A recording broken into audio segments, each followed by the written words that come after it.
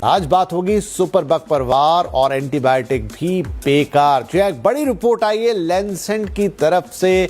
Lancet एक medical journal जिसे आप जानते हैं, दुनिया का सबसे मशहूर मेडिकल जर्नल, और एक बड़ी चेतावनी, और खास तौर पे हम भारतीयों के लिए जो मनगढ़ंत दवाइयां खाते हैं, ओवर द काउंटर खरीद के खाते हैं। इनफैक्ट हमारे यहाँ डॉक्टर्स भी काफ़ी सारी दवाइयाँ लिख देते हैं, और एंटीबायोटिक तो हम ऐसे खाते हैं जैसे कोई नाश्ता कर रहा हो। लेकिन अब उसी का एक बहुत बहुत बहुत बड़ा दुष्परिणाम सामने आ रहा है। हुआ क्या आपको बताता हूं। तो एंटीबायोटिक के बढ़ते इस्तेमाल से इस खतरे की घंटी बजाई है द लैंसेट ने। क्या कहा है उन्होंने? एंटी माइक्रोबियल रेजिस्टेंस की चेतावनी है। पहले भी आई है, लेकिन इस बार क्यों आई है, इसमें क्या नया है?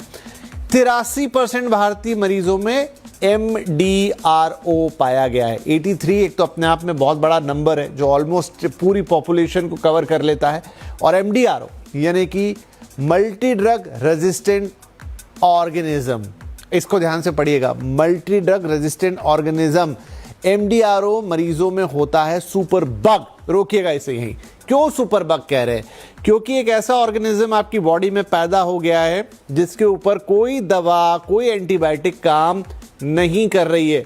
क्यों? क्योंकि आपने इस हद तक एंटीबायोटिक्स खा ली हैं कि अब इस सुपर बग, जिसे उन्होंने कहा है, इसको रोकने के लिए कोई दवाई नहीं बची है। और सुपर बग के चलते एंटीबायोटिक्स अब बेअसर हो गई हैं।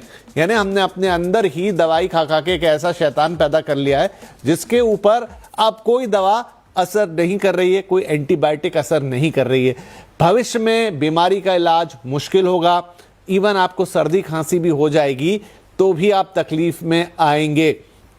तो अब ये सुपर बग की चेतावनी कितनी बड़ी है। और 4 देशों में 1200 से ज्यादा मरीजों पे स्टडी हुई है, लेकिन और भी देशों में पाया। लेकिन जो 83% का नंबर है, यानी हमारी ऑलमोस्ट पूरी पॉपुलेशन, जो एक्टिव पॉपुलेशन है, उसका नंबर, अगर उसमें ये रेजिस्टेंस आ गया है, एक सुपर बग बन गया है, तो ये बहुत खतरे की बात है।